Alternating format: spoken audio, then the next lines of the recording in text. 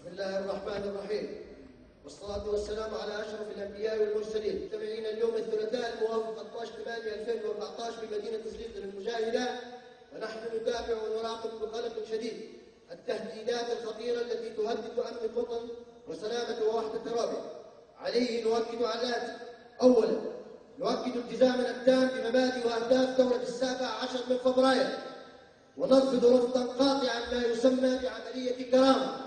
ثانيا، نحترم الشرعية التي يختارها الشعب الليبي، ونؤكد على التزامنا بالإعلان الدستوري.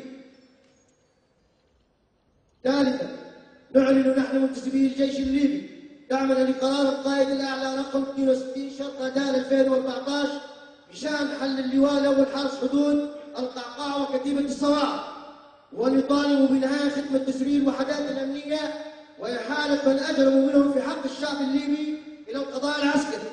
رابعا، ندعو بكل قوة عملية فجر ليبيا حتى يتم القضاء على تلك الميليشيات المسلحة الخارجة عن الشرعية، والتي لا تعد في حقيقتها إلا ذراعا عسكريا وانقلابا على ثورة 17 من فبراير. وباعتبار لواء الصواعق والقعقاع والمدني وأمن المطار إلا ما هي إلا كتائب مارقة عن الشرعية، يجب محاربتها وتفكيكها، حيث أن منتسبيها من بقايا اللواء 32 مؤسس والكتائب الأمنية التي قاتلت الشعب الليبي أثناء ثورة 17 من فبراير. كما نؤكد على ما جاء في اجتماع رؤساء الأركان ومديري الإدارات والهيئات وقيادة الجيش الليبي التي عقد بقاعة الطرابلس البحرية يوم الاثنين 11/8/2014. خامسا، من مدينة زليقة الموطن العلم والقلم ومنارة تحفيظ القرآن، والتي تجمعنا اليوم للاحتفاء بذكرى تأسيس الجيش الليبي، تلك المؤسسة العريقة التي عبث بها الدكتاتور وزلزلها في مغامراته الفاشلة وعمل على تفكيكها.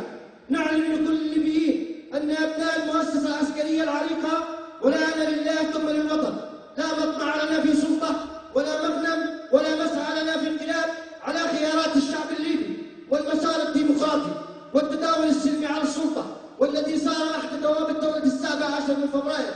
يدفعنا الإيمان بروح الثورة واليقين بعدالة قضية الحرية التي صارت مركبا للمضي قدما في طريق الثورة إلى نهايته.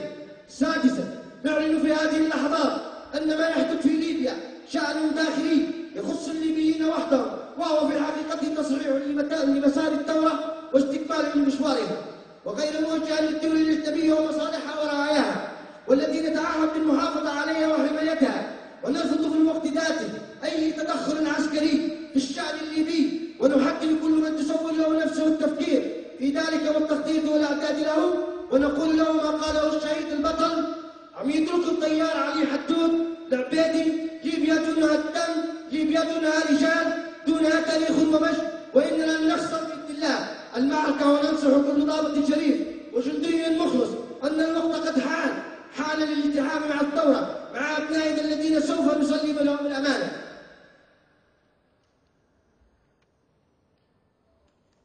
سابعا، نحن أبناء المؤسسة العسكرية سوف نلاحق كل العسكريين الذين انضموا إلى المجرم خليفة حفتر وقاموا بقصف أبناء شعبنا بالطائرات والمدفعية بمدينة بنغازي ودرنا وطرابلس، ومخالفين بذلك كل النظم واللوائح والقوانين العسكرية. وختاما، نعلن في هذا الوقت العصيب أننا نعاهد أرواح شهدائنا وشعبنا على المضي في مسار الثورة حتى تحقيق النصر، وأن الأمانة التي استشهد في سبيلها أبناء الوطن ودفع فيها أسكاب دماء سوف نحافظ عليها، وإننا على ذلك بعون الله لقادرون.